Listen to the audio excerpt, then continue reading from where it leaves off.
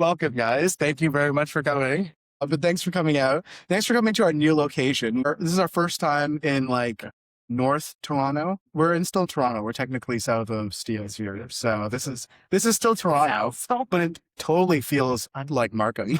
So yeah, we never had anything this far north before, so we weren't sure. So who knows me here? Who's Returning. yeah, not returning. Who's new? Who's new? Yeah. Who's new? God, we're Okay. so A couple of folks. I'll go through this quickly then. So I started, every time I say this, I feel older. I started 25 years ago now. I was going to University of Waterloo. My friends were watching Oprah. And at the time, there was this brand new book by Robert Kiyosaki called Rich Dad, Poor Dad. And he was being interviewed by Oprah. And my roommates were watching. I sat down. I was like, well, this sounds really interesting. Student, hey, I was a student. I had no money, but it like changed my life. I hear it's controversial these days or something like that. I don't know. But the concept that really stuck with me was this idea of multiple streams of income. And at the time, impressionable 21-year-old, I had no concept of that. But I was about to enter the workforce and I was like, I'm just going to have one stream of income. So very shortly after, I worked at Research in Motion, a BlackBerry. I was kind of in the early tech scene and I saved my money to buy my first investment property in rental in Waterloo. 115,000, I think it was, for a 3-bedroom semi-detached. I know it's like almost embarrassing to say the price because things are so different these days. But that's what got me started. It was all wrong. It was illegal.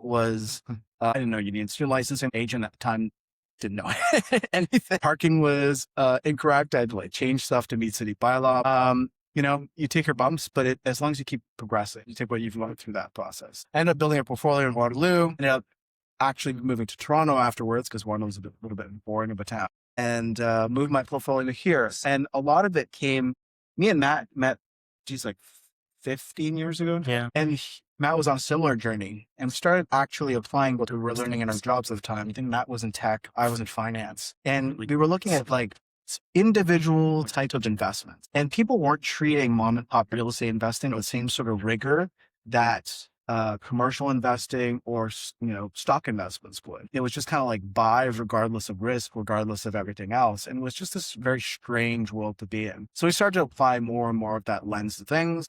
I ended up leaving the workforce and doing this full time. You flipped desks full time.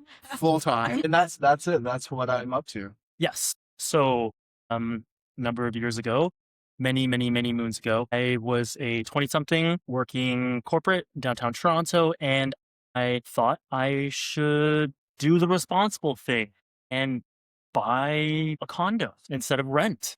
Right? Because that's what everyone else was doing. Then I had a friend. My friend was like, hey, instead of buying a condo, why don't you do what I'm doing? Like, what are you doing? Like, oh, I bought a house. And I'm like, well, why would I want a house? All I can remember was shoveling snow and cutting grass and my dad fix stuff all the time. It's like, why would I want a house? It's like, no. I have 2 units. I live in one unit and I rent out the other. I'm like, anybody could do that. Cool. So I took a look at his numbers and I was like, because I worked in business time. And then I was like, oh, so like by intelligently allocating your capital, you can actually reduce your cost of living.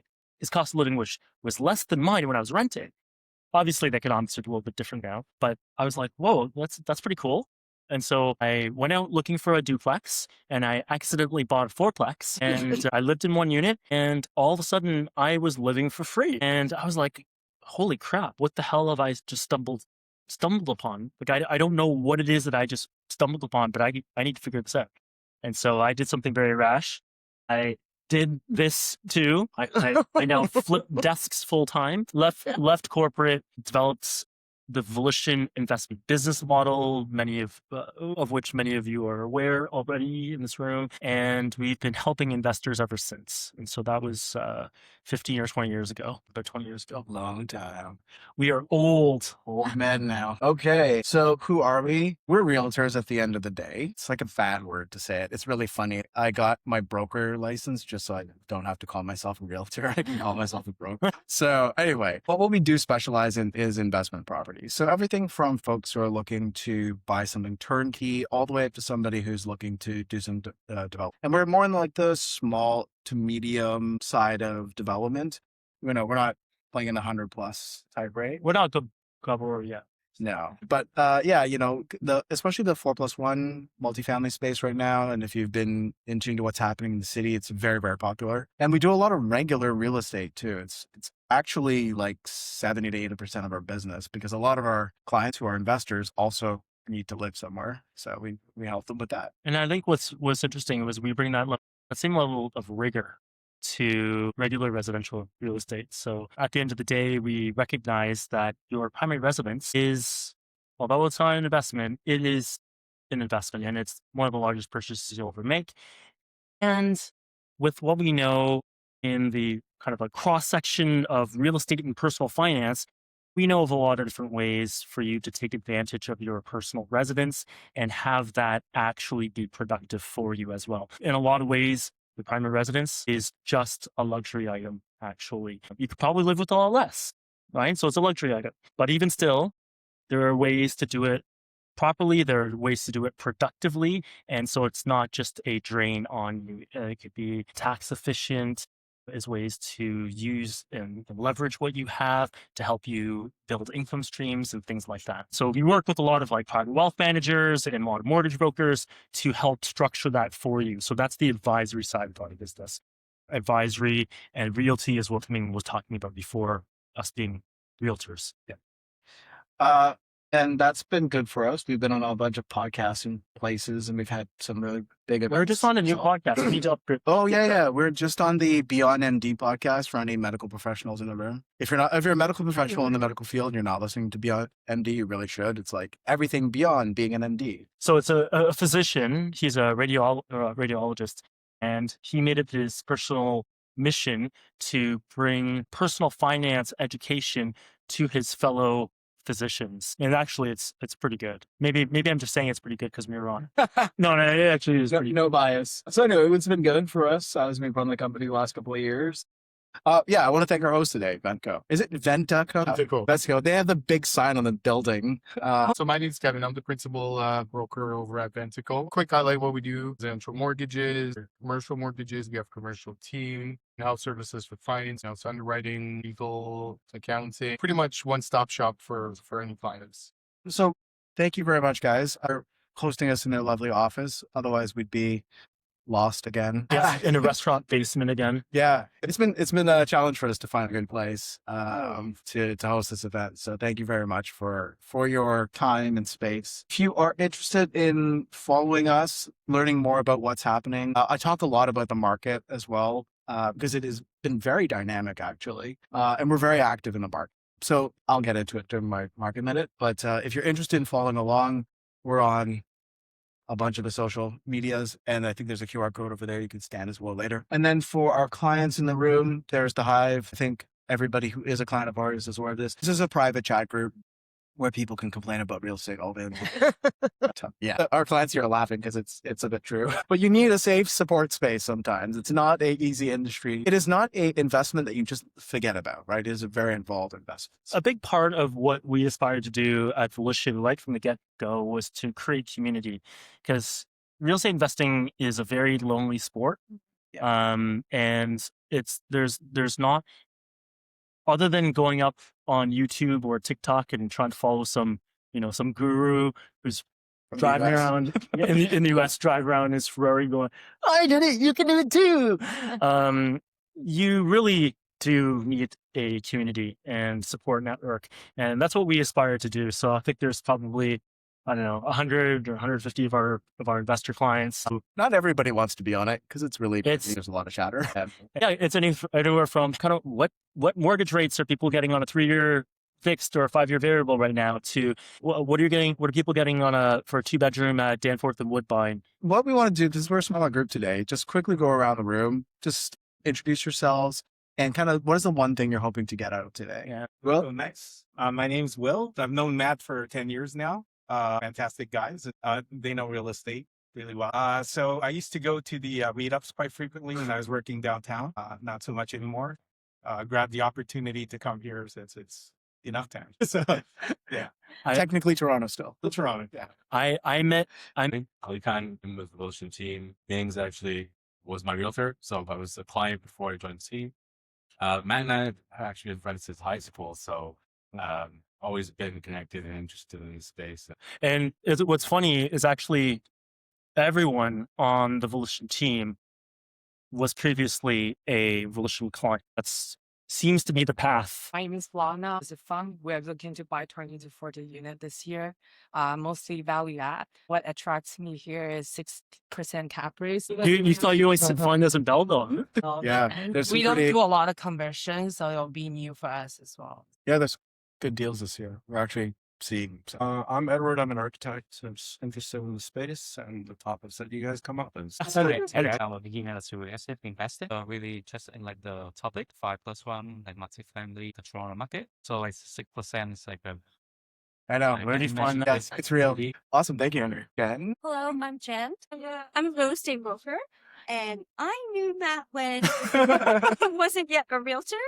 He walked into a real estate broker, and he's like, "I think I'm going to give up my 6-figure job and become a realtor." And my broker, Jen, was like, "Oh my god, he's crazy." Look at him now. So Yeah, still Yeah. crazy. exactly. Crazy. So I always learn something when I come to these meetups. I'm an active realtor and just interested to hear what's happening in the market, with other.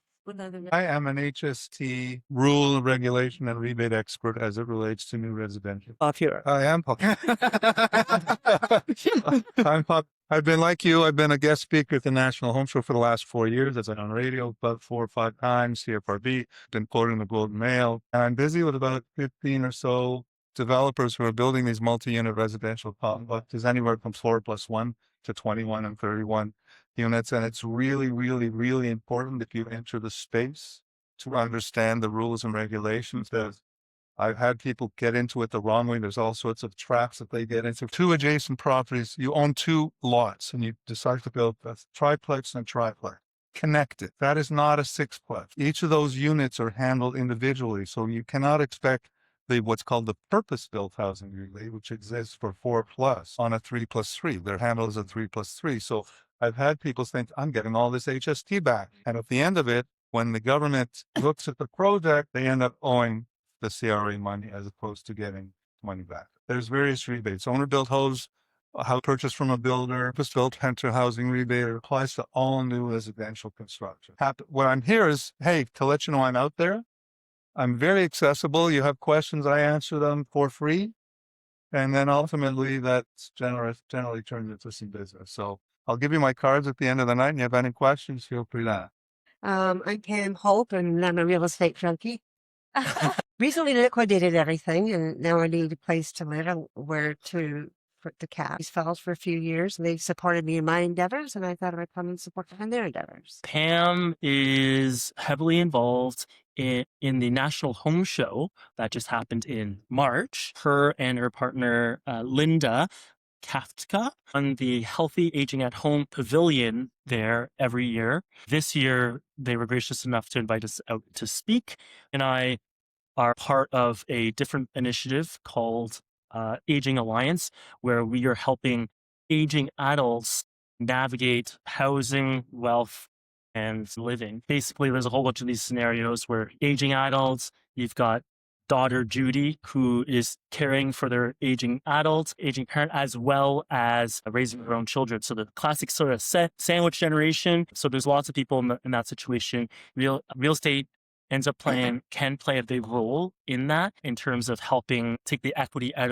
of maybe a primary residence and using that for care, costs of care, or covering the cost of institutionalization, or renovating the home so you can age in place, things like that.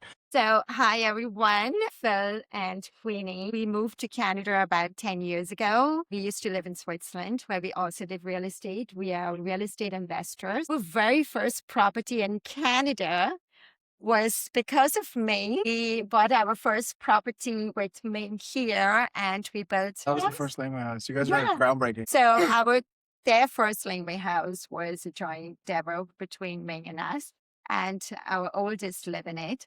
So we are very interested in multiplexes. We have 1 foot in, still trying to put the other foot in too.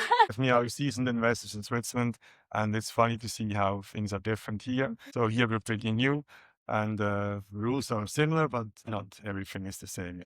Yeah. So we learned a lot about real estate investing thanks to Ming and Matt and the rest of the team. Hi, I'm Zolvig. I wanted to learn more about the multi-residential. I've had a few properties and I was happy with those. I sold them during COVID. Now I want to do multi-residential and have it managed by someone else. I just want passive income coming into my account and I just want to go and travel. Hi, I'm Gabor, and I've been investing in real estate for a while now. I bought my first house when I was 25, and now I have a couple of property development projects going on in the city. Victoria knows of them, and we have a 14 unit in Lawrence Avenue Road, and another one starting in like Dundas and Lansdowne. And I'm just here to meet people, talk, see what people are looking for and wanting, and to learn and all that. I saw you guys last week.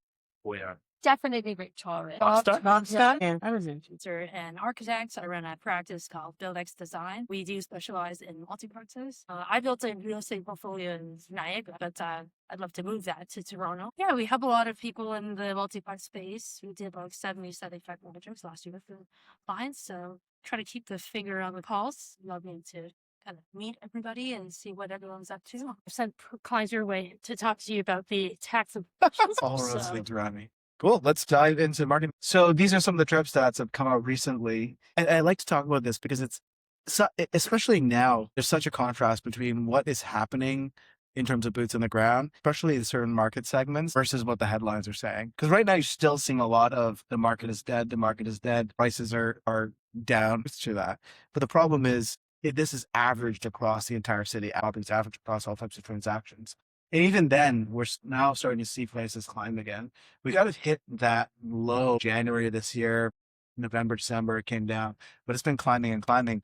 And if you're looking for a personal residence right now, especially if you're under like that $1.2, $1.3 million price point, and you're in a not scary neighborhood, somewhere where you would go out at night, we're back to multiple offers. Any realtors in the room know this. We are seeing sometimes 12, 13, 15 multiple offers an offer night. It's kind of crazy. We just won a multiple offer last night in Hope, which is like the top end of Vaughan. This is like the top end, like near Maple. One of the neighborhoods at the top end of Maple is called Hope. That went to multiples. Like we're like right at the green belt, and we're seeing it. So it's quite surprising. Activity level, even in the multi-million-dollar homes as well. We are seeing offer dates appearing on homes that are over $3 million, which is kind of crazy, right? Like even in hot markets, you don't sell a $4 million home on an offer night, right? It still takes time. There's just not that many buyers. But the fact that people are taking them to offer nights, now they're failing, but they're taking them to offer nights is telling. So if you are waiting to buy a personal residence, that time is actually gone. We're now back into a competitive market. Your best time to buy was a couple of months ago. And this is factoring in condos, which are like nightmarish still. Like, look at that. I thought this was a data error. Unfortunately, sadly, if you're a condo owner, this is what was happening. But even condos now are starting to get more active. If you look here, there's this tail up that's happening in certain districts. So the C14, the 7. So those are Willowdale, East and West, which is a traditionally popular corridor. Things are starting to sell again. I don't think this is a recovery of the condo market. I don't think we're there yet. There's still quite a bit of supply. As of March 26th, the provincial government said any new purchases of new construction will be exempt from HST. Developers, there was just some stats. I mean, purchases of existing stock. There's a couple of things driving this. Right? So there's definitely government incentives that's moving this. I think there is finally stability in the market. There's a lot of supply that's being taken out. The government announced a $3 billion buyback of condos. That's pulling a whole ton of product off the market. And the demand has never gone away, right? If you go out to an open house right now, just, this coming Sunday and nothing better to do, they're jam-packed. Like open houses are full. People are, you're getting 30 to 40 visitors at a typical open house right now. So the interest in property hasn't diminished while all this has been happening. Anyway, all that said, you should have bought a couple months ago. And, the indicator, now you have to kind of dismiss December. December is an anomaly always because there's such little inventory, but this is the sales to new listing ratio. This is basically the absorption rate for the market. And you can see the absorption rates declining. And basically what this is saying is within 30 days, people are buying the price as it's listed within 30 days. So when we start to see this creep up, we know that the market's fine with the pricing. They're getting more comfortable. Like the pricing always has to come down to a certain point in a normal market. And at some point, we start to pick up the absorption of it because we've come down enough. And that's what we're seeing. So when it comes to single family homes, though, so a lot of places that we do our multifamily investment are in these neighborhoods. And we track single family detached as a benchmark of how those properties are doing price wise. This is the home price index. So instead of following an average, because an average only tells you so much, right? A lot of condo sales bring down the average. A lot of, dudes with their multi-million-dollar homes will bring up the average. This tracks like for like properties. So it tracks specifically here 3-bedroom, single family detached homes and looks at that kind of property and sees where the pricing is moving on that. We use that as a benchmark because a lot of the multifamily that we are looking at benchmarks similarly to this product. There's just not enough data for us to go, oh, how are 4+1s doing? There's like 30 of them in the city right now, right? And they're not selling. We don't know what those prices are at. We have an idea of some of the cap rates. Anyway, I digress. Neighborhoods that you're tracking, they're still doing very well. Like this is basically East York, Italy, Portugal, these neighborhoods that are east and west of the downtown core. Prices have held pretty well through the downturn over the last couple of years. Even, places like Little Italy, W1, it's increased in the last couple of years. So this is the difference between that and investing in condos, which is something we've never advocated for. And then for the rest of the city, not holding up as well, right? That's basically what this is telling us here. If you're looking to buy a personal residence, not the ship is sailed, but we're now in a rising market, right? And, there's a lot of folks who feel more comfortable buying in a rising market because their property is going to be worth more over time. But I can tell you, it's not like a stock. In a stock, when the market is coming down, it's the same asset, right? And so a stock of $20 when it's dropping or a stock of $20 when it's rising, you're buying the same thing. It's not the case with real estate. In real estate, when you're buying a $20, it's not $20 real estate, or you're buying $1 million piece of property in a declining market, what you're actually getting is a $1.1 million piece of property that's coming down. And you're catching it as it's decreasing. And you are able to have conditions, able to, do greater inspections. You're able to have terms that are in your favor, finance it. And you can get VTBs and things like this. That only happens in a declining market. In a rising market, you're actually, for $1 million, you're actually buying a $900,000 asset, right? Because now you're competitive and there's 20 other offers and everybody's trying to get the same thing. You're waiving your rights to conditions. You're waiving your rights to financing. So this is why we much prefer actually, and our clients, they're good. they listen. We had a record year last year. We did our most purchases ever in 2025 because it was a declining market. And you don't need to catch the bottom. You just need to be near-ish and you're doing pretty well. We just had a client buy a personal residence, $2.9 million in Bayview Village. Literally the guy next door, very similar home, a year ago sold for $4 million. The guy across the street was $6 million. Like, wow. You don't need to catch the bottom. That's already really good, right? So it's a contrarian view, right?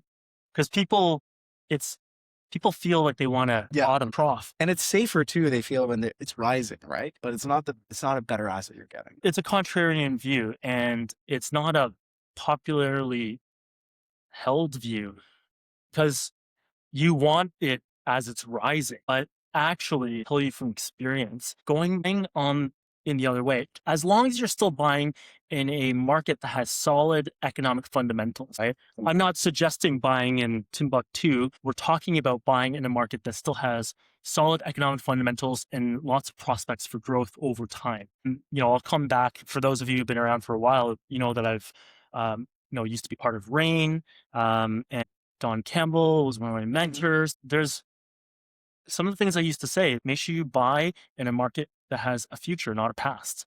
So as long as you're buying in a market that has strong potential for growth, and I'm not just saying strong potential for growth, oh, it went up 10% last year, so it's going to go up 10% next year. No, that's not what I'm talking about. I'm talking about a place that has strong economic growth, GDP growth, strong industry growth, strong job growth, strong population growth, minimization on vacancy, finding vacancies, rising rents.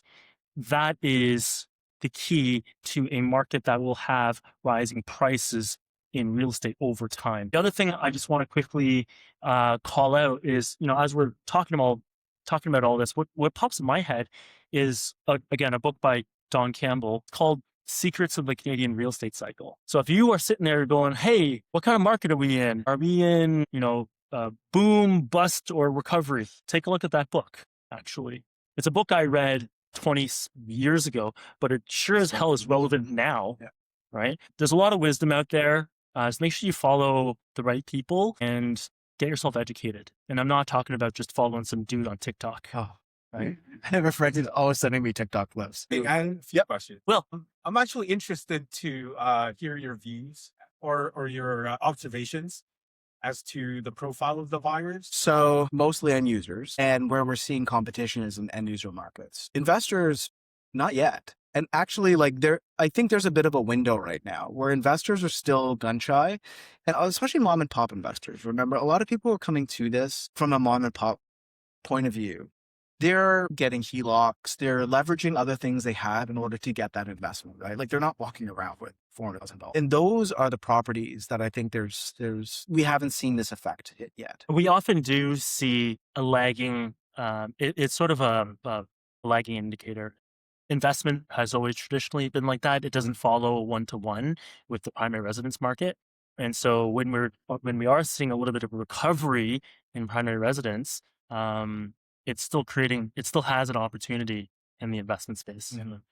But I don't think that the investor community is lagging as much, because now the popularity of the 4+1 is just so easy to do. Yeah, I think it's a really interesting perspective. And what I am seeing is that we're seeing offers, like places being sold in one day. The good properties in the good locations that are easily understood, gone. So Gone. split that for Not asking, right? 1 day, 2 So days. the investor stuff, that is not turnkey. So where there's 4+1 redevelopment opportunity, let's say it's a tear down, or like Toronto, you've clearly got 25 feet to do what you want, or, more if you're so lucky. Those are being snapped up really fast, especially if they're in just land value, right? There's so much competition for that. Anything in that 1 million to that 1.2, 1.3, Toronto.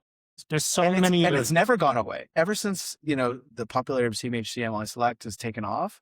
There's always been firms, and who those people are, and those firms are.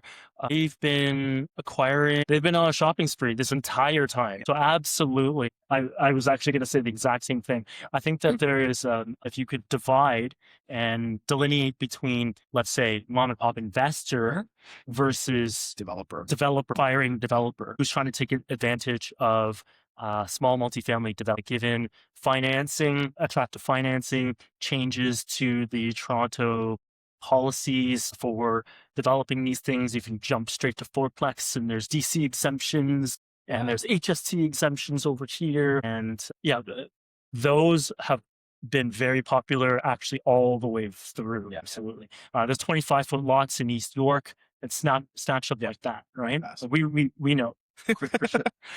But your mom and pop investors who are just looking to buy a triplex that has already been built and someone renovated it maybe 10 years ago, sort of thing. Those stalled. Yes, those stalled quite heavily, actually. Yeah. And a big part of it was, number one, a lot of those sellers. It's this whole thing. Whenever I get a client, it was like, "Oh, why are they selling? If it makes that much rent, not much cash flow, why are they selling?" Many reasons. There's obviously many reasons, but the point being is that there's a whole bunch of them who have listed, who are if you're being forced to sell because of personal financial circumstances, that's one thing, and that's separate from the property, right? The property can still perform and function, but the individual's circumstances might be dictating that sale, right? It could be divorce, could be a multitude of reasons. Many. But then on the flip side, there's a whole bunch of people who just kind of list, like, if I get my price, cool. If I don't, no problem. I'm sitting pretty because cash flow is still good. A lot of those sales, if we were to break out personal residence versus an investment, what happened was on the investment side, sales volumes plummeted, but sales activity did slow. And it's a combination. It was because some sellers just didn't need to sell, so keep their price, right? And then we had a lot of mom and pop investors, real investors, like not developers, who were freaked out by the market circumstances, who couldn't take the long view, who didn't really understand what they're getting to, and they're looking straight at like, oh, cash flow. They're looking at The mortgage is going up. yeah. So I would say they weren't like necessarily looking at the right indicator. There's again, the third time I'm referencing Don Campbell in like 10 minutes. But one of the things that I really like from what Don Campbell way back in the day used to teach was the difference between economic fundamentals, stuff I talked about before, stuff that fundamentally underpins the health of a market and gives you a view as to the future of that market, and market influencers. What are market influencers? Interest rates, government policy, foreign capital.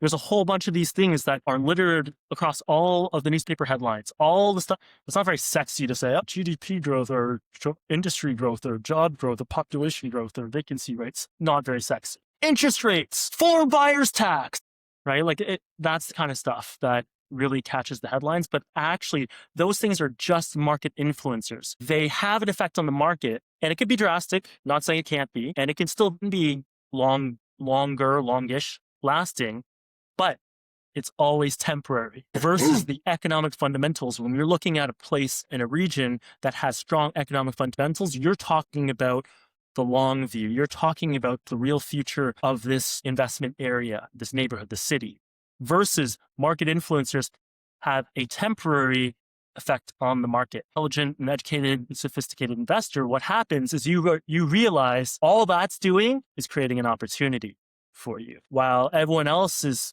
dealing in the minutia and they're all freaked out about whatever the headline is this week, we know that the real wealth and opportunity is when we look for the economic fundamentals. So, sounds like a lot of you are here because of this headline. Okay, be honest. How many of you are here because of this headline? A bunch of you are lying. You literally, in your intro, said, I'm here because of 6% cap rate. Okay, let's try this again. Raise your hand if you are here because of the headline. A little more honesty. 6% cap rate in Toronto. These are not numbers you normally see in Toronto. Does anyone know what Toronto normally sits at in terms of cap rate? 4. 4? 3 to 4. 3 to 4? 5? 5? Any other guesses? Historically or now? Historically. And now, if you like. Anyone else? What is cap rate? Maybe we'll start there then. Rents minus, I'll do it very simple. Rents minus expenses, not including, forget mortgage, just rent minus expenses equals net operating income. You annualize that, multiply by 12, and that is your annual net operating income. Divide that by, let's say, purchase price, and you end up with a percentage. And that percentage is called cap rate, capitalization rate. Mortgage. This assumes that you purchase in cash. So it's related to mortgage because if your mortgage rate is lower than your cap rate, generally speaking, it's offset by a little bit because of down payment and all that stuff. But generally speaking, you make that margin, right? And so cap rates can be largely explained and also driven by bond rates and stuff like that, right? Do you understand that concept? I will also preface this by saying in small multifamily, there's a way that you calculate cap rate, and that is generally how I just described it to you, rents minus expenses. In small multifamily, expenses are usually categorized as hard expenses, property taxes, insurance, hydro, gas, and water. If you do larger multifamily, which involves commercial underwriting and or CMHC underwriting, will often have vacancy rates in there as well. Gross rents minus vacancy rate percentage, 2%, 1.5%, 3%, 4%, depending on your market, depending on who's lending and whether it's CMHC underwriting, equals effective gross income, and then minus a bunch of expenses. Property tax, insurance, hydro, gas, and water, property management, repairs and maintenance, insurance is already in there, and capital reserve. So replacing appliances and crap like that.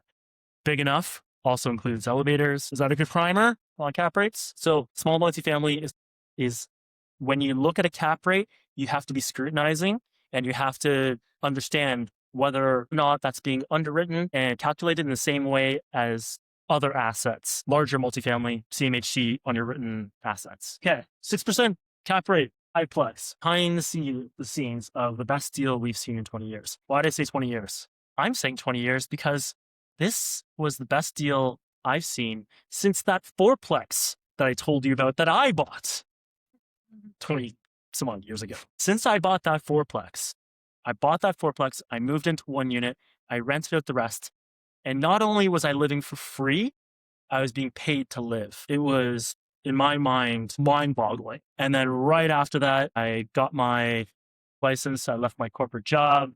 I met Jen over in that Forest Hill real estate office, and I started doing this. And this became my focus. I've been helping people for the last 15 or 20 years doing this. And this is why I know no other deal until this one has ever met that benchmark again. I thought I had found a unicorn.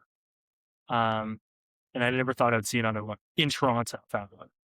All right. So let's see what this is all about. The initial excitement. This is not it. Agreement I had with the client was that we were going to anonymize the details. So you could take a look at this very intriguing structure, but know that this is not it. This deal's already done. The 6% deal's gone. Oh, if you're here because you wanted it, sorry. Yeah, all right. This was a deal that a client of ours did. Oh, okay. Yep. And so no, it's not a deal that's available now.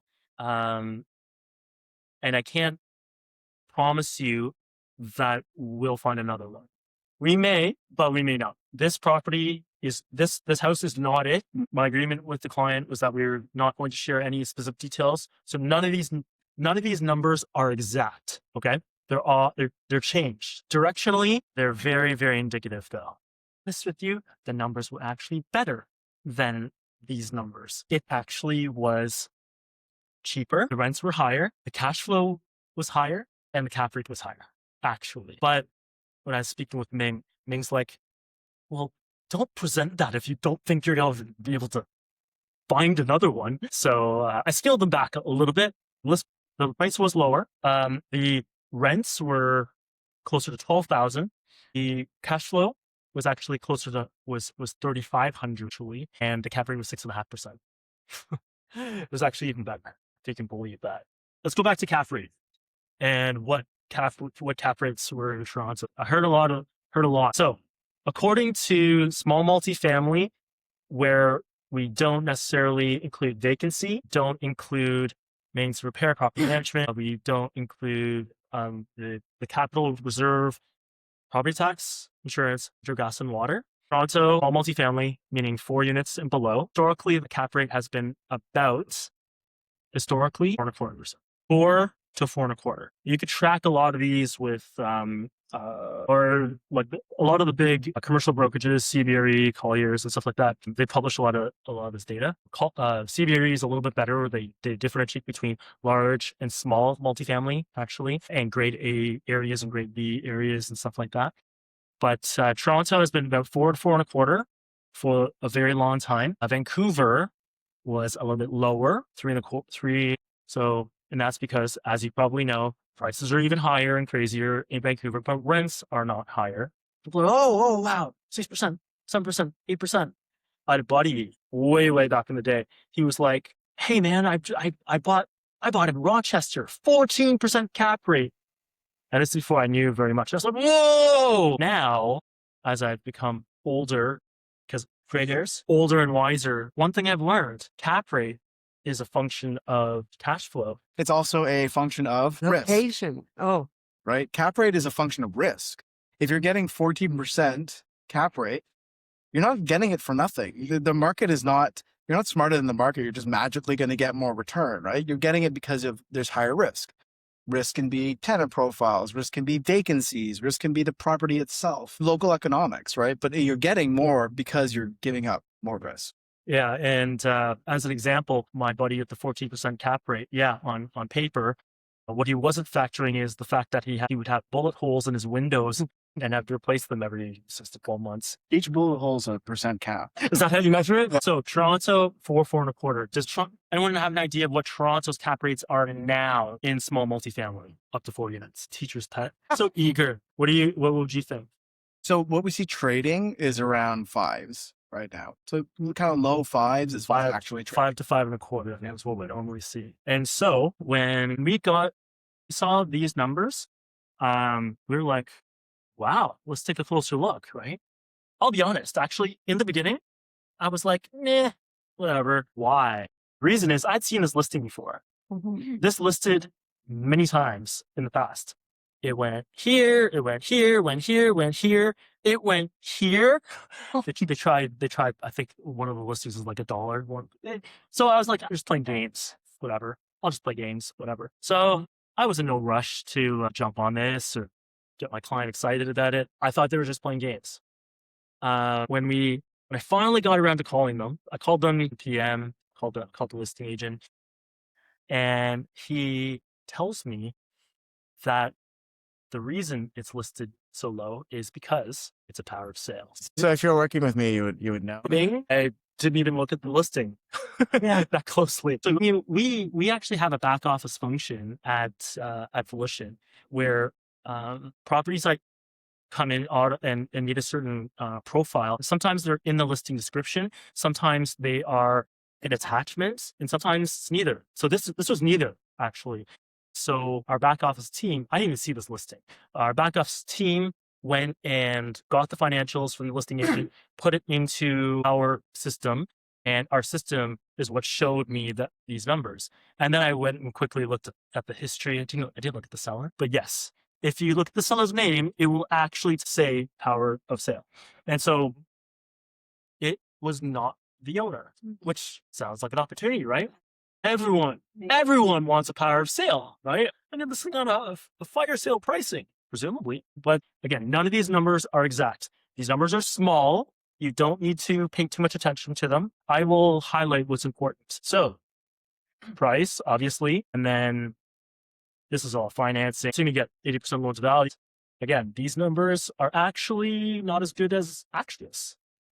And sort of a bit higher, but in this case, a little over 11,000. It was a 5-plex. There's 5 units. First floor, 2,600. Second floor, 2,600. Third floor, 2,550. There's 2 basement units. One basement unit was a bachelor at 1,600, and one unit was 1,950, and it was 1 bedroom. I'll be perfectly honest. I'm not that active in the market. I do strategy and I do planning. I don't normally do deals for clients. So I looked at these and I was like, are these even accurate? This expertise when they're a team. One of the things that I do is I called out our leasing expert, and I was like, hey, let's go take a look at this place and you give me your rundown on these rents. And he's like, these are accurate market rents. They were being rented out already. But, that's kind of dipped. So how long have they been in there? But he's like, no, these are good. We ascertained and we verified expenses. So the listing agent's expenses, I don't always trust. I know these, after having done this for 20 some odd years and like hundreds of these types of properties, I know these expenses better than most. And I didn't trust the expenses that they give us. Well, I plugged in, we know triplexes and fourplexes. I bumped them up a little bit more for a 5-plex. And so 1,750 is what we had for expenses.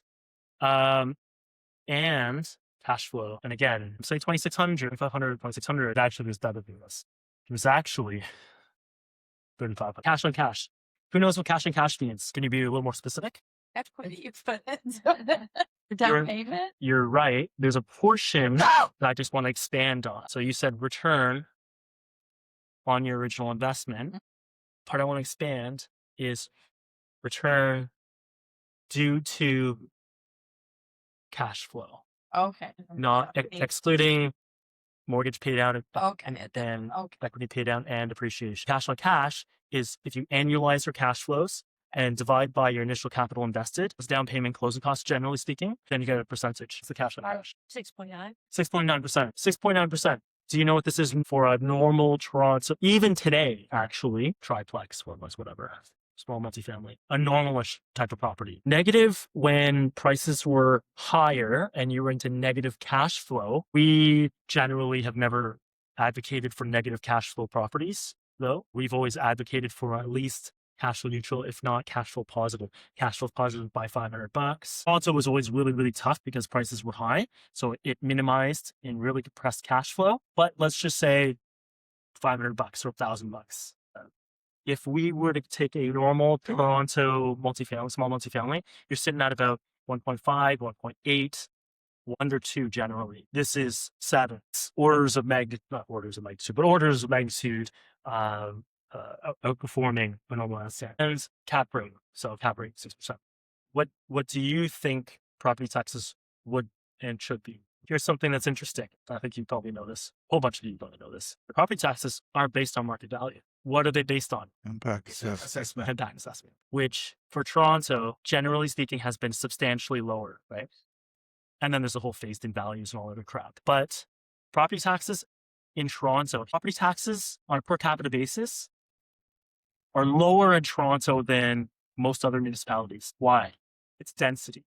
You therefore have more houses, more households, more properties to amortize the costs of all these services, Doug Ford's $30 million jet, for example, right? So you have more households. So actually, if you go out to Hamilton or St. Catharines or Whitby or wherever, per capita basis, your values are going to be lower and your property taxes are going to be higher. Typically, because I had a call a few weeks ago from a buyer who was buying a power of sale. It was a single residential unit. And they called me and said, why am I paying HST on this used residential complex? I said, well, explain to me what's going on. He said, it's power of sale. I said, power of sale typically attract HST. And I don't see it reflected there. Maybe it was somehow absorbed because typically lenders do not want to take the risk that this property was used for purposes other than long-term residential rent or a single family home. So they do not want to be on the hook for the HST that the CRI come after them for. And so HST is always, from my understanding, HST is always charged on power of sale. And that does not reflect approximately $250,000 of HST. Funny enough, that wasn't the HST issue that I have here. But I will get into yours. Okay. So the unraveling. From the very first phone call with the agent, the deal started going sideways. And that was because we found out, yes, it was power sale. Most people think power sale means, great opportunity. And I'm not saying it wasn't. All it is. We're saying that this property is, a touch over 1.9. If I were to readjust that 6 or whatever the number, 6.5% cap rate down to a Toronto standard of 5.25, like 5.4, 5.3, somewhere in that range, it values this property 2.3. Oh. That means effectively, from a market valuation perspective, from an income approach, which is one of 3 different ways to value a property. But from an income perspective, this property should have been worth more. So yeah, absolutely, it creates an opportunity. But the seller is not the owner. It's the lender. And so this right from the get-go actually created a whole plethora of different issues. Not saying that we were insurmountable, but these are the types of things I want you to be aware of. In fact, it was a messy deal right from the get-go. You had the lender was the seller, not the first lender, the second lender. So you had the second lender who forced the power of sale. First of all, does everyone know what power of sale is? The lender wants their money. You haven't paid your mortgage payments to them. It's different than foreclosure. They want to exercise their right to force the sale so they can recoup what they loaned to you. And what happens then is it can create an ugly situation. And this is one of them where the owner actually, he still wanted the property, still wanted to, get back the property. So one of the things that happens in a power sale, actually, is that the owner has something like a first right of refusal. If they can come up with the money, they could actually nullify your deal. Even if you've gone firm with the seller, actually. If the lender, even though you have a firm deal with the lender, they can nullify your deal. The owner hired a property manager. The property manager is still reporting to the owner. The seller, who is the second lender, the second lender has to notify in writing to the first lender that they're following these proceedings and initiating this whole thing. Very happy with the second lender. The property manager is the one who's managing all the tenants.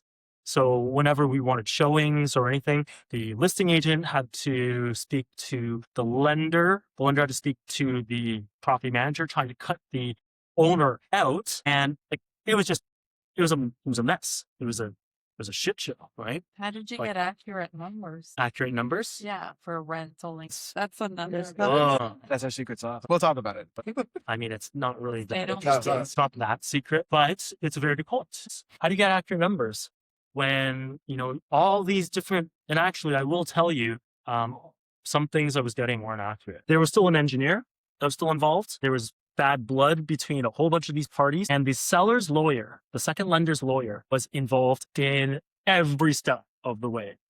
This was one of the things that happened. Okay, the Schedule C in a normal real estate deal, you've got your normal APS, agreement of purchase and sale, which this has schedules too. Normally Schedule A comes from the buyer. Schedule B comes from the listing brokerage. Schedule C comes from the lawyer. The second lender's lawyer put this in. And I will tell you, they completely removed every sort of protection for the buyer. So a normal purchase agreement is, call it fairly balanced, right?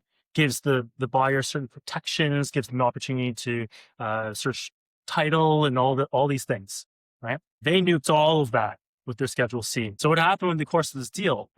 7 o'clock, I picked up the phone, called the listing agent. I know it was power of sale.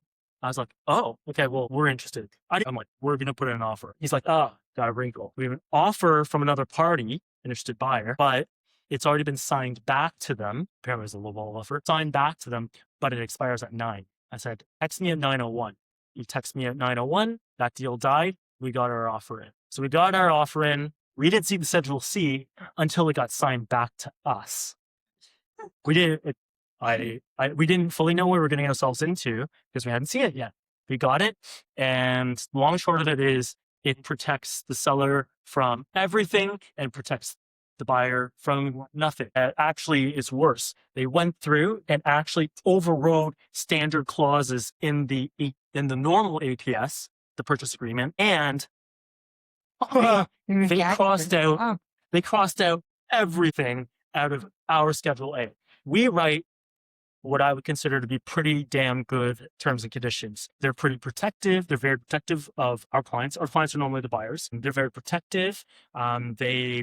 If we want the sellers to do certain things, we make sure that it's punitive. So if they don't actually do it, then there's an abatement to be in favor of the buyer, to be reflected on the statement of adjustments at the time of closing, those types of things, right? They stripped all of it out. This reminded me of my grade 13 English essay that I got back from Miss Finney, our English teacher, and she had completely used her famous red pen and just crossed everything out and said, "Telling you how bad your essay was." That's what this looked like to me.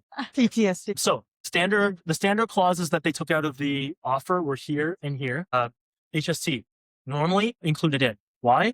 Normal resale residential real estate transaction, not subject to HST. But they struck it out. Title search. Not only did so the listing agent told me, oh, it was legal triplex.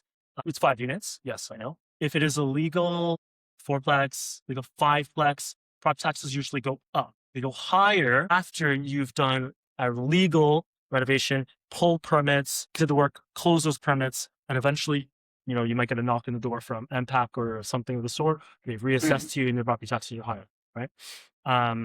Property taxes are still a little bit lower because it actually wasn't legal 5. It was only legal 3. So that's something he had told me that verbally, actually. So I actually knew, and I set the expectation that it wasn't legal 5 units to our client. But okay, so those are 2. They struck it out and they didn't replace it with anything. So like this basically You're getting says, something. there are no to satisfy the buyer, there are no outstanding work orders or deficiency notice inspections property, and that's present use. Nothing may be lawfully continued. So the point here is that they struck everything out, and then a bunch of our stuff. Some of this stuff becomes relevant later. Again, it's because we write clauses and our offers in a way that's very protective of the buyer. They didn't like that. The standard clauses, this is actually one of the better ones in terms of how much they took in standard clauses. I've seen things like they won't guarantee a free and title and clear title. So if you don't understand real estate, what that means is you can basically be buying a house with liens and mortgages on it. And when you buy it, you're inheriting it. The lender will only guarantee them discharging their own, but they don't care about anything else. So they're waiving all those rights. So the funny thing is that is actually in their Schedule C. I didn't put the full Schedule C. It's like 3 or 4 pages. The last line on their Schedule C actually says any clauses that are in conflict or in contravention with any other clauses in this offer, what's written here in Schedule C shall prevail. That's what they wrote in theirs. They crossed out our line in our Schedule A, which says Ours prevails over everything. that if there's any conflicts, that ours prevails. They crossed ours out and use theirs. And in here, they make no representations, warranties about title, about anything. Yes, you're getting a great deal, but you're getting a great deal for a reason. It's always risk. It's risk reward, and it's being able to understand that, and it's being able to mitigate that risk. That's the key. I mean, that's really the reason I'm presenting this tonight. It's actually not about the numbers. These numbers are good. I mean, if you've worked with Volition long enough, you know that we don't care that much about, $1,000 versus a cash flow versus $1,500 cash flow. So we know that the real wealth and the game-changing effect that real estate has over your financial future is being able to hold over the long term. It's $500 or $1,000 actually doesn't change your financial future very much at all. It is being able to hold in the long term. Yes, it was a great deal. That's not the reason. What I want you to take away from tonight is actually all the crap that happened behind the scenes is the real learning opportunity. And that's what you can take away from it. Because this is the difference between like a 14 cap and a full cap, right? Like obviously 14 cap has more return, but if we're not mitigating all the risks that a 6 cap in Toronto causes, there's no point in getting the 6 cap. You're just introducing more risk. So, I mean, we could literally do an entire meetup just on how to write better offers and like protected clauses and stuff like that. Oh, I see a lot of nodding heads. I wasn't really expecting you guys to be that interested in it, but who knows? Maybe we'll do a separate meetup about that. What I want you to take away from this is that you can write better offers. You can always write better offers. We're constantly tweaking our offers, actually.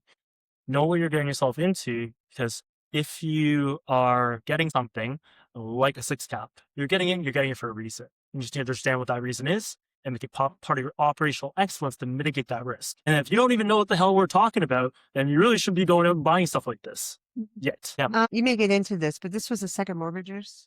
I'll see. This is our Schedule A. This is the second mortgage. This was their second. What's happened with the first mortgage? They're still getting paid. They got paid. Oh. I'll be honest, I don't fully understand why this was the case. Apparently the owner was still making the first mortgager whole. It was the second. I don't fully understand. The mortgage put him into a power of sale. Yeah. I don't know why he wouldn't just say, like, why continue to still pay? But the interesting thing is became very, very apparent when we did a title search that it was his personal circumstances that were dictating and driving this whole thing. Divorce. Probably a divorce. It was a family judgment. Actually, you could see it on title. So I don't know how senior it is. I don't know where it ranks. Like I'm not that familiar with all that stuff, but it was there in the title search because you can see what the charge is on title. The second lender, I don't think this guy the owner played this right at all. I think he had a first mortgage. The second mortgage was bigger than the first mortgage. Why would you he got bad advice probably from something, or just over leveraging, trying to do like another project, family life, it happens. It could have something to do with the fact that it's in a league of 5-plex. Not necessarily. There are many lenders who would have lent, especially in Toronto. Sorry, 5 made it a little trickier, to be honest, but lending options hadn't dried up. There are lenders. Our client closed on this, which means financing came from somewhere. Normal A lender. I mean, we sit here and speculate all we want, but it was, I thought this was a very strange situation. Why would the first mortgager not be the one forcing this? Why is it second mortgager? Why is he still paying the first mortgage if all this is happening? I think it was partly because he was hoping to get the property back. And he was like trying to, beg, borrow, and steal and all that stuff to try to make this happen. There's always opportunity because this was a unique situation. There's always unique situations. A lot of times what happens on the mortgage side is, especially if it's a private investor on the second, he might have been power sale on the first, but the second mortgage, they're going to buy out the first one. they'll bring the first up to date. Ah, Say okay. bring it up to date, they'll say power of sale. They're gonna lose. That's interesting. Yeah. Yeah. Okay. Interesting. The charges on title, the second lender, the one losing money on this. So one thing that the lawyer, when they did all the title switches, pointed out, they're like, are all parties aware that the second lender is not being made whole here?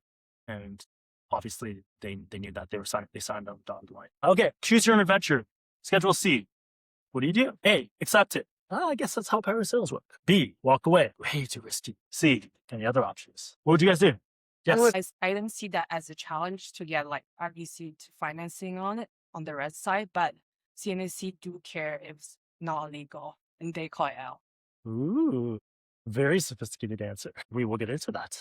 Okay, what we decided to do, up to for now. Oh, sort of like a hybrid. Was it conditional? Very conditional. Okay.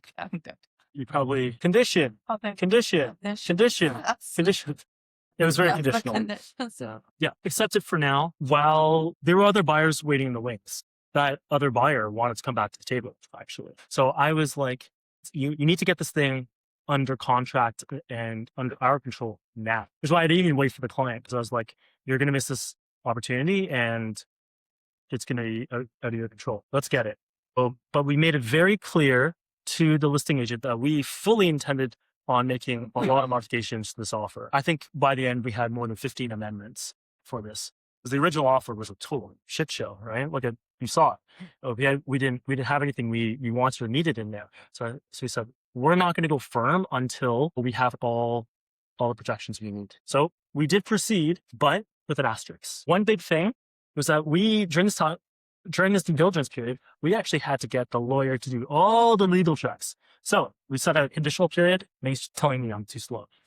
We set a closing date because we had to get our lawyer to actually do all these searches. Like I said, if you look more closely at the Schedule C and what got struck out, there are no provisions in there. You could be buying something that was free and marketable title. You could be buying something with easements, encroachments. There's a whole bunch of stuff that could happen. Right? So all of that had to happen. And another bomb dropped on us. Permits were still open? What the hell?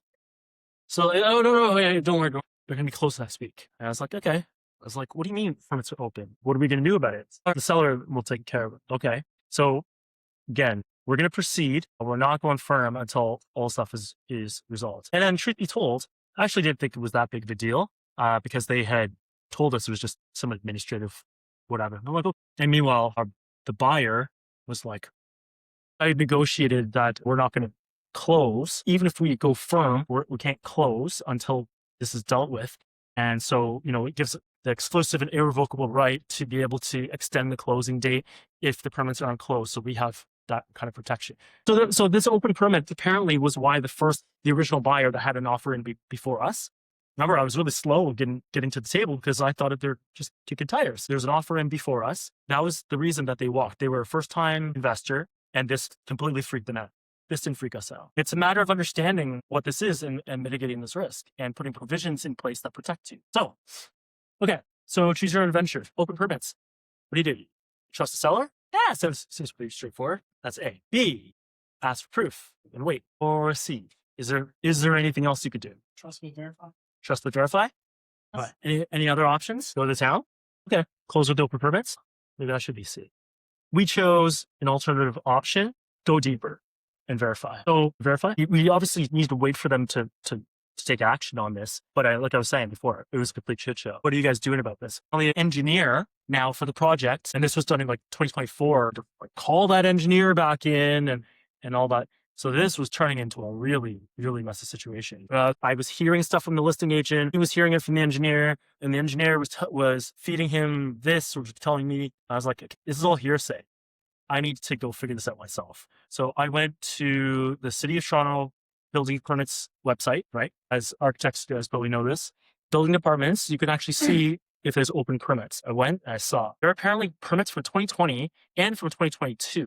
I'm not an expert at this, but I don't even know how you get two different sets of permits on the same building at the same time. Can you?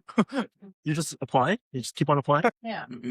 So two different sets of permits. I saw that the structural was still outstanding, drains and HVAC. Various ones from 2020 2020 and 2022. Okay, well, these are open. Then I could see who the inspector was. I took the phone and I called the building inspector, the current one. I noticed that there was an old building inspector and a new building inspector.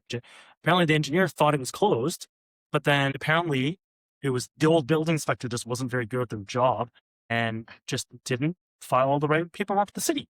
Let me figure this out. Let me speak to the building inspector.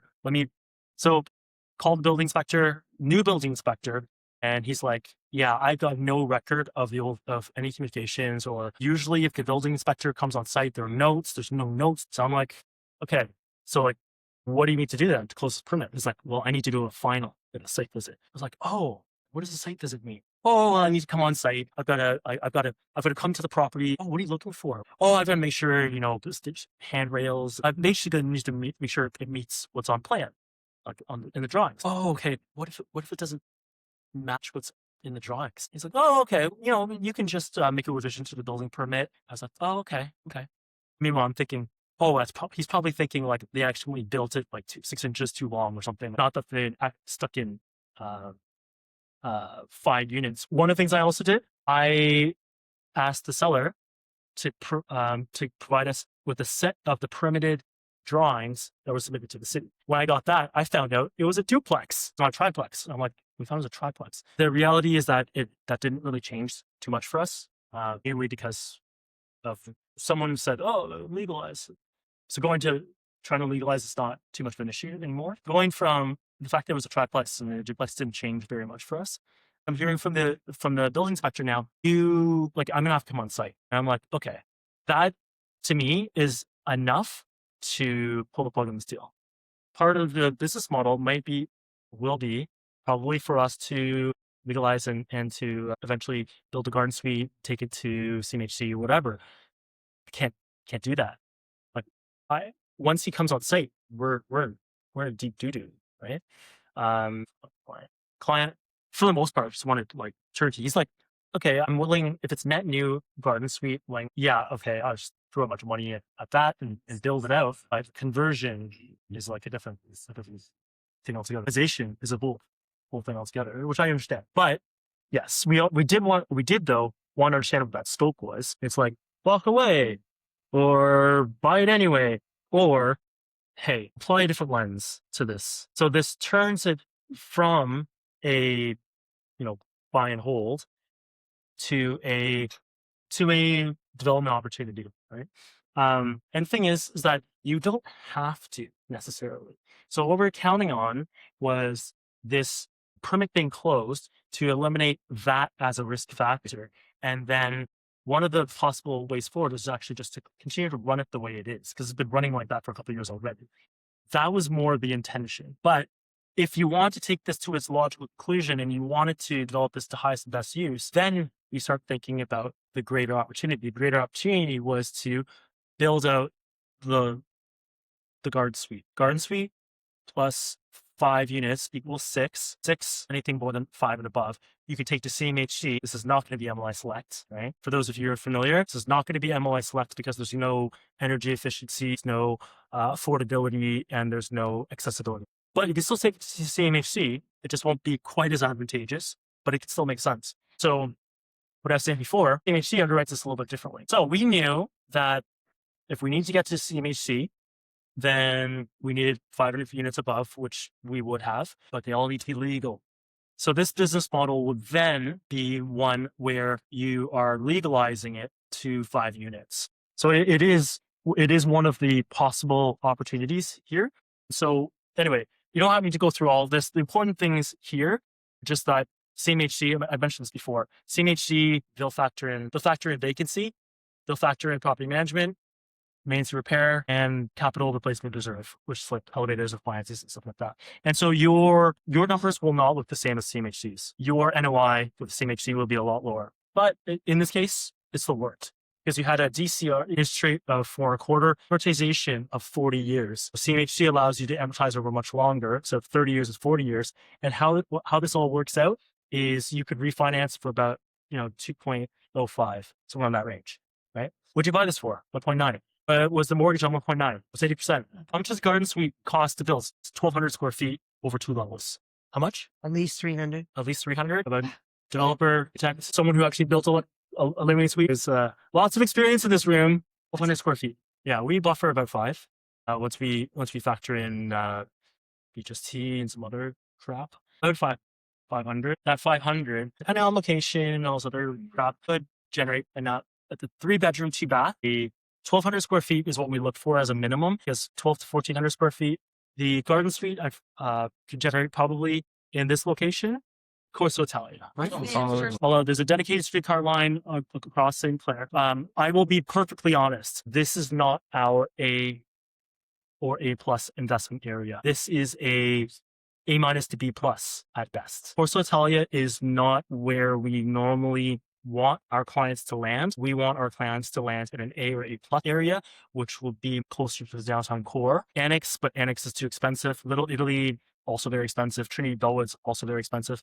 But Portugal, Dover Core, Dover Wallace Emerson, Junction Triangle, out to Roncy, High Park, obviously not real High Park, fake High Park, Kiel and Annette and all that. On the east side, you've got Platers, too expensive. South Riverdale, Riverside, lots of interesting stuff there. East Harbor, Union Station 2, so that's going to be very interesting. Eville is not proper beaches, fake beaches, upper beaches. Beaches Triangle. So we know where we want to land. Those are our A or primary investment areas. This is a secondary investment area. Isn't these We're still doing a lot of business, but you have to realize that what happens is there's a degradation slightly of the tenant profile. Okay, so coming back to this, spend 500 and now you get like close to 45 grand. If this rents out for 3,500, you get like 42 grand a year at 4,000, which is also not too out of the question. Because at this exact time when we're analyzing this, Alicante, we were looking at you leased out a 3-bedroom, 2-bath for how much around the same time that we analyzed this one? It was in Plater Estates, 45. So 3-bedroom, 2-bath, better location, also newly renovated. 4,000. Assume it was 4,000 in rent annually. That's 48,000. Call it 50,000. Costs $500,000 to build. What's your cash on cash on that? 10%. Holy shit! Right. This is the reason garden suites and laneway suites are so attractive, because their land basis is relatively close to zero, not exactly, but close. And you get like a 10% cash on cash. Business model works. So the point is, the original mortgage was going to be we did the math, 1.9 acquisition, 80%, 1.52 or something like that. You could refinance it at close to 2.05. Your garden suite was effectively free. And I scale these numbers back. If I use the true numbers, it actually would also make a dent in the original down payment. Actually, how it worked out was about half or more than half of the original down payment could be returned to you. So, okay. But what will it take to legalize this thing? If this is now a development type of play, at least garden suite, then in order to fully realize all of that, I have to legalize 5 units, or at least 4 units. So what do? Go to architectural assessment. So we got an architect who came out. A lot of you know him. He's been out to a lot of our meetups. I'm Brander, came out, and we did a site visit. I just walked through, and I don't go to properties at all. So like this was a big deal. So I walked through with Adam, did a full assessment on what it would take. Go through some of the stuff. What are egresses? Exits and exits. Here's the kicker. So let me give you a rundown of what this property looks like, because I'm obviously not showing you actual photos. Front door, second and third floor also have balconies at the front and back. I asked Adam right away, hey, I know this shares an entrance. Hey, could those balconies be considered fire refuge? And he pulls out his like laser measure and looks. There's a certain height that basically, what's a fire refuge? Does anyone know where fire refuge is? If there's a fire, you need a safe place to go, right? In lieu of an actual second method of egress. If you share an entrance, you need 2 methods of egress, generally speaking. If you have a dedicated entrance, you don't need a second method of egress. Second and third floor share an egress. All the rest of them have their own dedicated entrances. Second and third floor share one. How do you get around this? So I was asking, can you consider the balcony as a safe place if there's a fire? So I was like, can you do it here? He looks at it and goes, he's measuring all these restrictions. You have to look at like the height to the top of the railing balcony, not just not the where you're standing. There's distance between that and other windows. There's like a whole bunch of stuff. There's sliding patio doors glass doors to go to the balcony. And he's like, oh, you'd have to change those to automatic fire closing doors, fire shutters. And he's like, that's not the play here. The play here is to build out the back. So you build one of those, but then there's a gotcha there too, where it's like, if you build it too close to the property line, then metal. You gotta build it out of metal. Cheaped out on the architectural assessment. He was supposed to pay this price. He went to the architect and said, hey, I only want to pay you this. So what can I get for this? And so the architects came on site and did a verbal and visual inspection without a full assessment plan. And so that ended up being one of the areas of exposure because we didn't have a full assessment. On top of that, this is still just an architect's perspective. They've got to go to the city. They have to submit it to the fire department if they're asking for these things. You sometimes, depending on who the examiner is or who the building inspector is, building inspectors are like God in this. So egresses were one of the big areas. HVAC systems. There were 4 HVAC systems. There's one on the 3rd floor, one on the 2nd floor, one on the 1st floor, one in the basement. There's 2 units per basement. So what does that mean? They share. 4 units and below, are you allowed to share? 5 units and above, are you allowed to share? 4 units and below, you could actually share HVAC systems. So you need fire dampers in the HVAC system, like ducts and stuff like that. 5 units and above, you need separate HVAC systems. CMHC wants Your mechanical rooms be accessible if it's shared. accessible. They don't want you to enter into another unit. Yeah. Got it. So there were ducts that were going from one basement unit to the other. So basically, you'd have to sever the HVAC system, like the ducts, and then put in adequate heating. Trigrads was a suggestion. C, a requirement for basement unit. Fire separation. Units would be fire separated. It's 45 minutes fire separation. I think 5 minutes drywall, door closers, aerated doors, 45-minute, like all your standard stuff that you might be familiar with. Right? This was one of the areas of exposure as well. Verified assumptions around all of this, because a lot of the stuff, unless you're drilling in, taking stuff down and looking behind, checking it, seeing the thickness, seeing if it's labeled Type X drywall on the back of the drywall, and you won't know. We had to rely on some of the communications that we eventually did see between the engineer and the original inspector, actually. So there was evidence, actually, that I finally got from the listing agent via the engineer, that the engineer was actually in contact with the previous inspector, and the previous inspector, actually, from the communications, it actually did seem like he came and did a final inspection, which blew my mind, because then that means they literally just didn't do a job properly and like log it with the city. But anyway, there was all these emails and pictures and photos and emails flying back between the two, which I was privy to and I saw. And actually, Type X drywall was one of the things he asked for. But mind you, that was Type X drywall for 2 units, not 5. So again, an unverified assumption that they used that same type of drywall everywhere. There was evidence to demonstrate that it was used all the way through.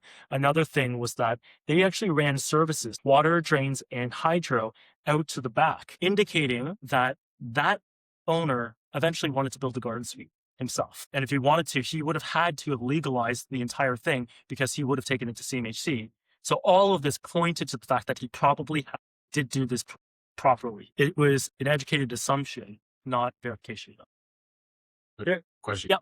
What would be the total cost to do all the HVAC? So that was always that was obviously the big question. So after some quick, oh my God, really? 8.5? 50 grand. That was the staircase, like 15 to 20, some of the HVAC work. It did not include the soft costs though. Another one was soft landscaping requirements for zoning bylaws, and 50%, you need minimum 50% soft landscaping on the exterior. They had paved over a bunch of stuff. So it was like, you'd have to go to committee, right, for relief. So there were a bunch of gotchas. But the question is, was this doable? Like, there's a couple of things I was leaving out here. One of the basement units was kind of small. You need a minimum of 13.5 square meters for the size of the livable space. And he was eyeballing it going, this might be a little small. I'm not sure. there was an opportunity to actually move a door somewhere to increase the livable space in the living area. So there were mitigations. Window glazing that was one big one. You need minimum 5% window glazing for the floor versus the floor area. And he looked at me and said, that's definitely not enough. You have to enlarge one of the windows. And in doing so, you have to look at the distance to property line. And he indicated there's probably need fire shutters type of windows for those, which aren't cheap. Swing. If you are 1 meter, less than 1 meter from the property line, your building is less than 1 meter to the property line, you have to get a limiting distance agreement, which is basically an agreement from the neighbor to allow you to register an easement over their property. I mean, they do vice versa as well, but not, it's a risk because if they don't allow you to do that, you can't build your garden suite because you need that as access to the back, right? So we checked that and there wasn't enough space, so we were good there. How many months did it take? Wasn't a long length of time. We had, I don't know how we got this, but we ended up getting 4 extensions on conditions. And like, I could tell you, the seller did not want to give us these extensions because he literally had other buyers waiting in the wings. So the other buyers were like calling the listing agent every day, like, what's happening? Because they can see this deal is still in the conditional period, but conditional period is supposed to expire this day. Like, what happened? Oh, we got extended again. Oh, extended again. And it was because you have to do this, and this all in parallel. And he's like, no, I want to do it sequentially because like if this fails, then, but the problem was we didn't have time to do that for this type of deal.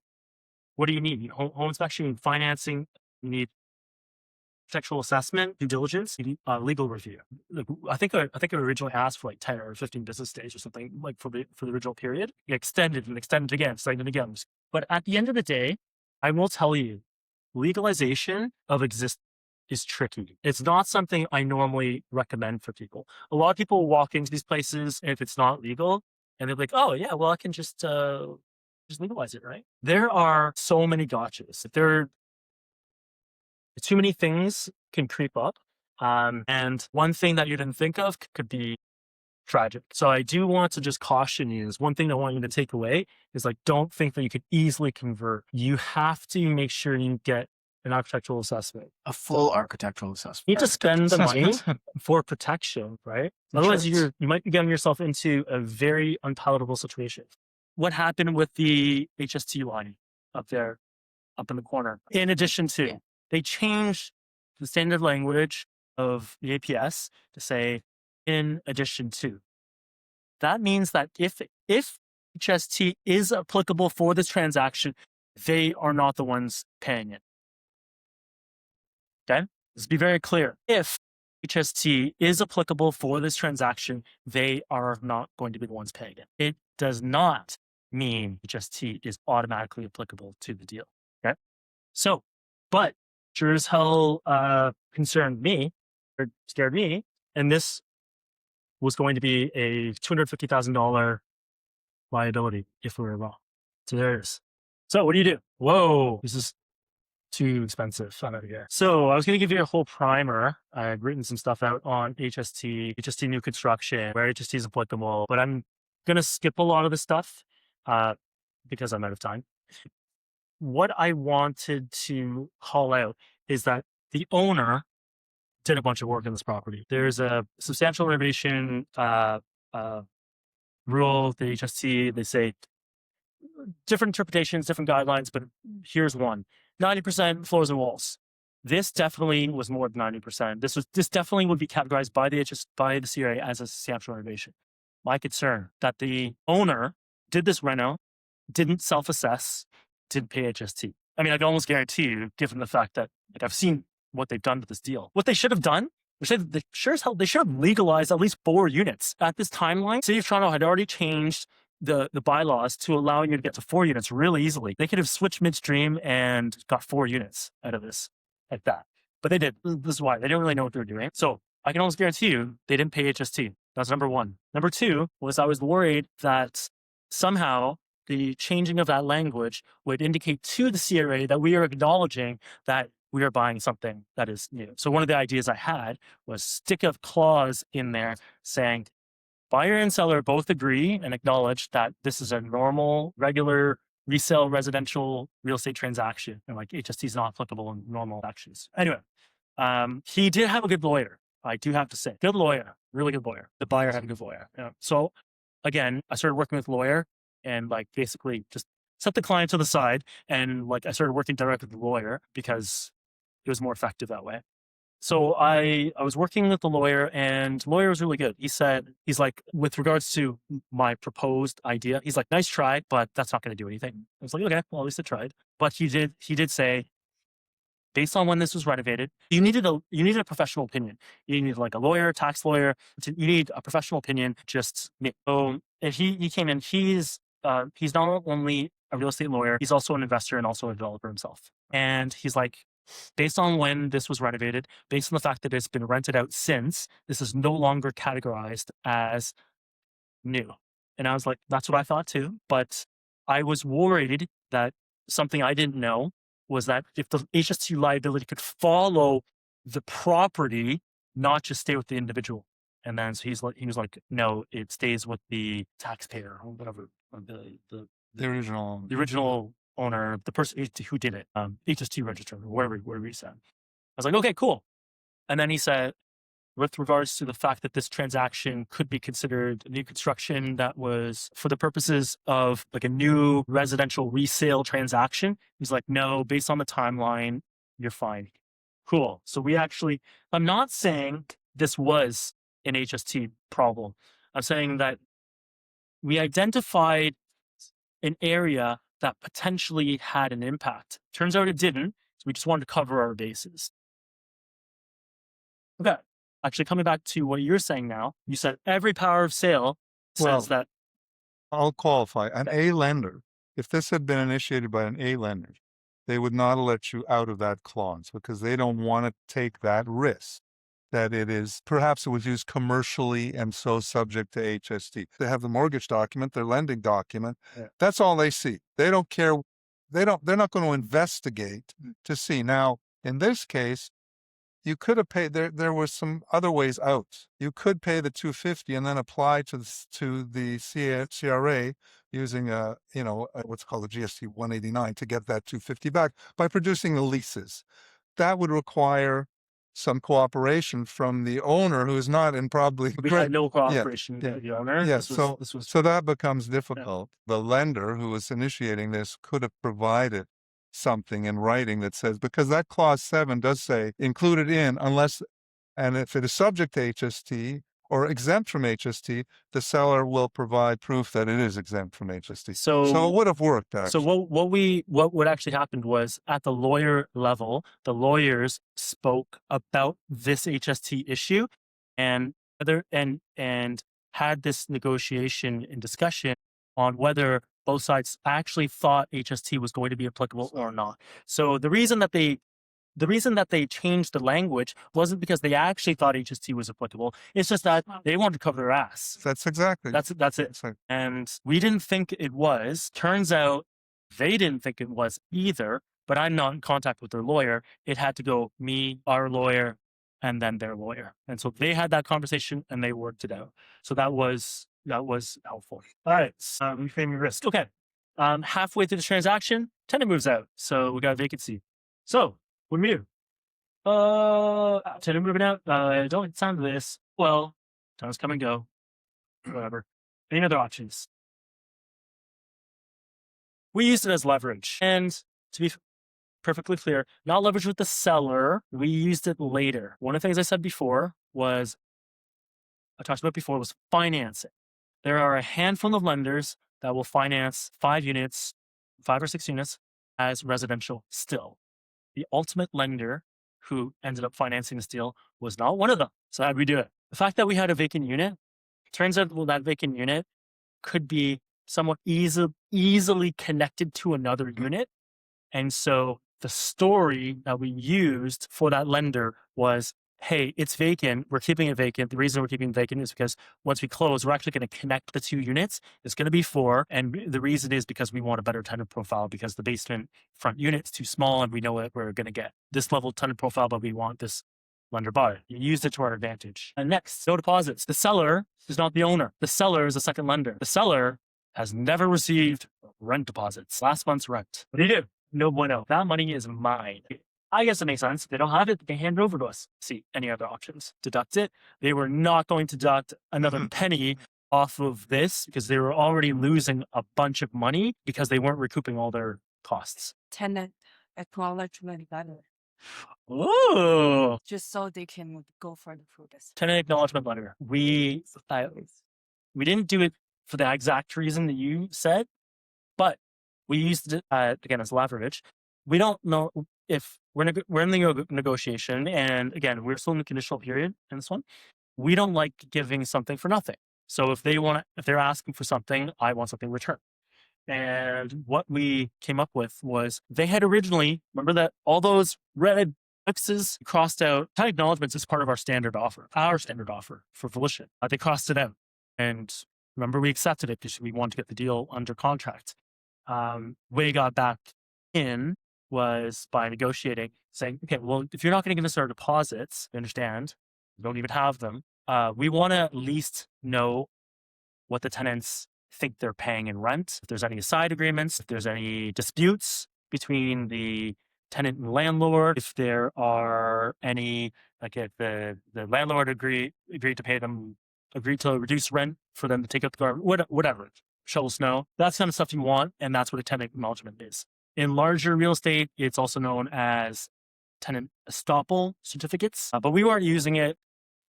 Anyway, we use this as a leverage and negotiation tactic. Again, it's just reframing risk. Like we weren't getting what we wanted, but is there another way that we can look at this? Is there another way to get what we want or need out of this? This is the halfway point. Well, I think we've had good discussion, and this is a very complex deal. Okay, so this is where we are now. We know it's not legal, open permits, there's conversion risk, legalization risk, HST, and tenant issues. And we haven't even got to financing with assignment when the original deal goes sideways and going firm without full certainty. So there is more to go through. That's just a flavor. And that was supposed to be representing this being a cliffhanger. This is supposed to leave you in suspense. Did it work? What I'm getting out of this is generally, if it looks too good to be true, it is, and you need a professional to navigate this thing. Multiple levels of this, but your clients got their money's worth because it's an extremely complicated issue with a lot of variables. To make this happen was somewhat of a miracle. This was the messiest deal. Like at the end of this deal, I literally said I could write a book about what happened. I'm actually only giving you, or do a 5-hour presentation. I'm actually just giving you the highlights. There were probably no less than 50 different things that could have made this deal go sideways. The point really is, you need a good team. But what I want you to take away from this is learnings from this that you can apply to your next deal. Like think of this as like tales from the trenches kind of thing, right? That's why I don't want to focus on like, oh, the numbers, look how sexy this deal is. That's not the takeaway here. Like this is hopefully a good learning experience to see all the different things that could happen in a deal. Because you'll probably run across one or two. I'm not going to run across all of these problems, hopefully, but there's a good chance you'll run into some of these. I think this is a great learning opportunity. I will tell you, a normal realtor, like, let's be real, buying real estate is not that hard. I'm overgeneralizing, you need enough money and all that stuff. But like the reality is anyone can put in an offer. Your scheduled A doesn't have to be this complicated. You just sign on the dotted line on their Schedule C. Presumably that's what the other buyer would have done. The other buyer that was waiting in the wings. I'm going to say very few are going to operate at this level of sophistication where they're going to, put all the stuff in and do this level of due diligence and all that stuff. They're going to get the deal signed on the dotted line, and then they hand it over to the lawyer, right? And let the lawyer deal with all that, and then let the buyer deal with all the fallout because they hadn't actually done. You can still close. The buyer would have walked away by then. Not necessarily. No, because if they had, if they didn't have the right protections in place, they could have gone firm without even knowing what they're getting themselves into. Yeah. Think about this: lawyer. When does a lawyer get the file? Lawyer doesn't normally get the file until much later, after firm. And here's a closing date. Back up 2 weeks. That's the title search date. So they just need to do all the work by that date. That date is far away from the day we went firm. So you sign on a dotted line, a contract like this, you've already signed away your firstborn and didn't even know it. Lawyer gets the file. Lawyer's like, I can't do anything with this. So it's just being aware of stuff like that. That was what most buyers would have done. That was one of the clauses. I had clauses saying lawyer can do on-title search, off-title search, all the due diligence, can pull. So they did all of that beforehand. It was one of the clauses. So knowing that all those people, the seller, going to give you guys those extensions. That's what I still want to know. So they said, oh, we'll get these permits closed for you. And you guys, don't worry, we'll get them closed because we know we need to close these permits anyway for sell to someone else, right? We can't sell it easily with open permit. They weren't able to hit the timelines they've given themselves. So I think 2 of those 4 extensions were because they were not able to, one of the 4, but was to extend timelines for the benefit of them being able to close our permits. And I think, we're close, right? And, we give us a little bit more time, almost there. A big thing was that I had actually developed a really good working relationship with the listing agent. There was a period of several weeks where in any given week, I had spoken to him more than I'd spoken to my own wife. So, and through that, I was able to demonstrate power competency. He actually really quickly realized I knew more about this stuff than he did. He was a good agent. I actually really liked working with him, and I don't usually like working with agents. I developed a really good working relationship with the realtor, and after demonstrating that, after he got to know who we are, what we did, I told him we have a network of buyers, investors. We do this all day long. We've done conversions ourselves. I was actually teaching him about some of the ins and outs, some of the things I was looking for, and so that was a big reason he was able to take that back to the second lender. The second lender, every single second extension, third extension, fourth extension, seller said no initially. And I honestly thought the deal was going to die. And he's like, spoke to them.